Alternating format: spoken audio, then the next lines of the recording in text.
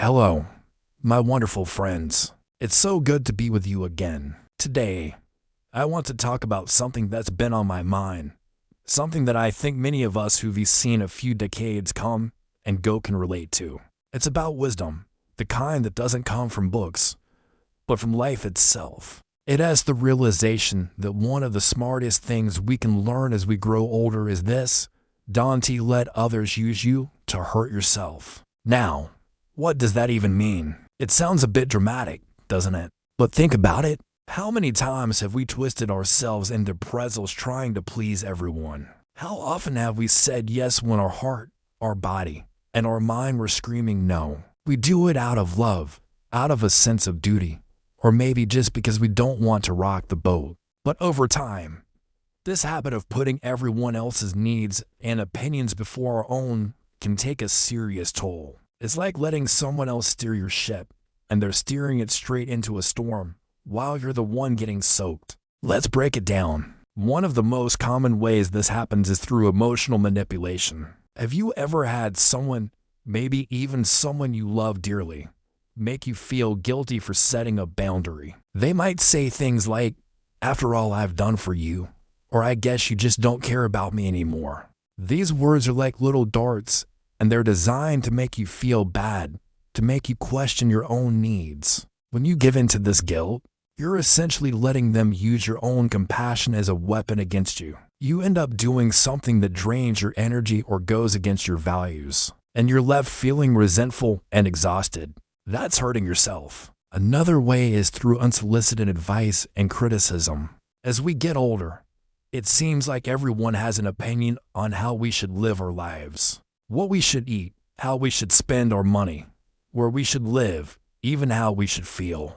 Sometimes it comes from a place of genuine concern, but often it's more about their own anxieties or their need to feel in control. When we internalize this constant stream of shoulds, we start to doubt our own judgment.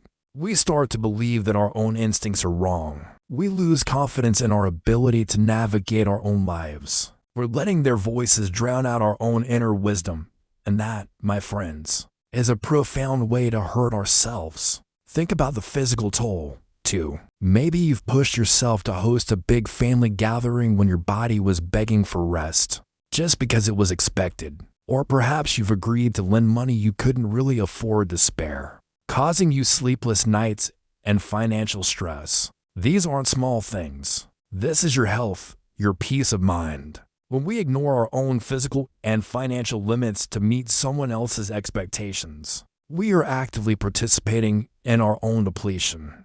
We are letting their desires dictate our well-being. So, how do we stop this cycle? How do we reclaim our power and stop letting others use us to hurt ourselves? It starts with a simple but powerful act: tuning into yourself. Before you agree to anything, before you react to a comment, take a breath. Ask yourself, how does this feel in my body? Is this something I genuinely want to do? Or am I doing it out of obligation, fear, or guilt? Your body is an incredible truth teller. The knot in your stomach, the tension in your shoulders, it's not just random. It's a signal. It's your inner wisdom saying, hey, pay attention. Something's not right here. Learning to listen to those signals is the first step towards self-preservation. Next, we need to embrace the beautiful, liberating power of the word no. For many of us, especially from generations where being agreeable was highly valued, no can feel like a four-letter word. It feels selfish, unkind, or confrontational. But let's reframe that. No is not a rejection of the other person.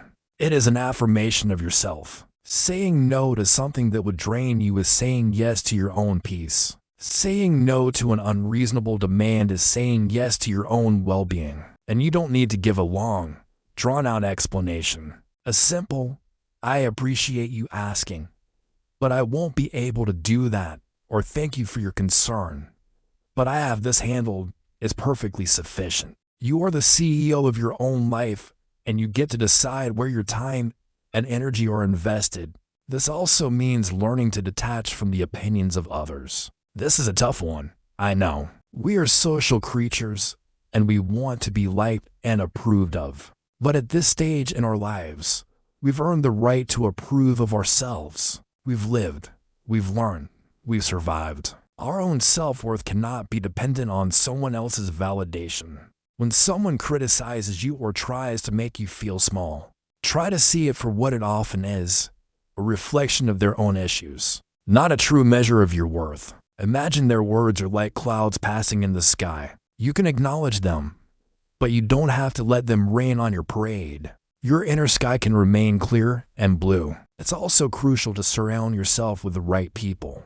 Take a look at your circle. Who are the people who lift you up? Who respects your boundaries?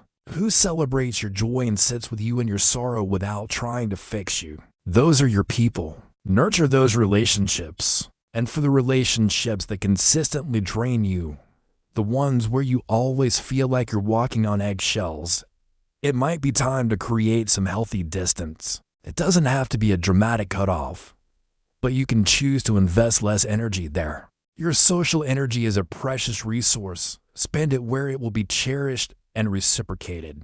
Let's be clear.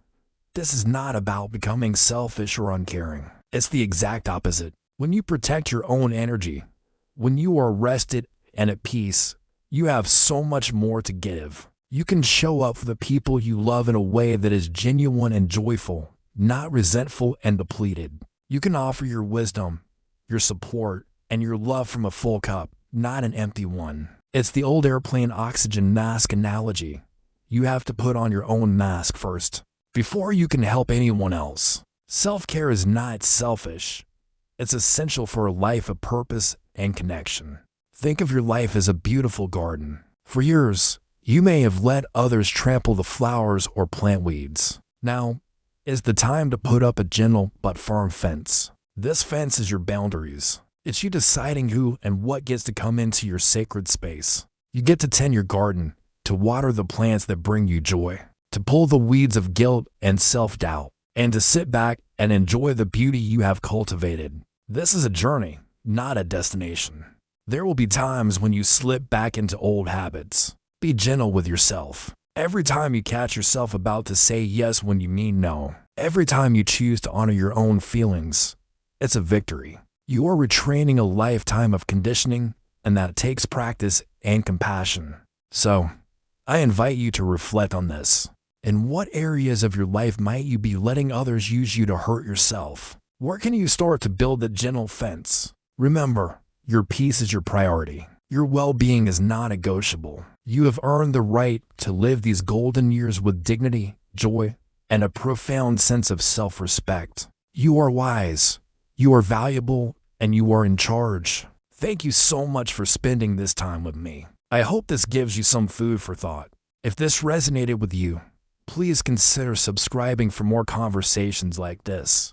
Take wonderful care of yourselves, and I'll see you in the next video.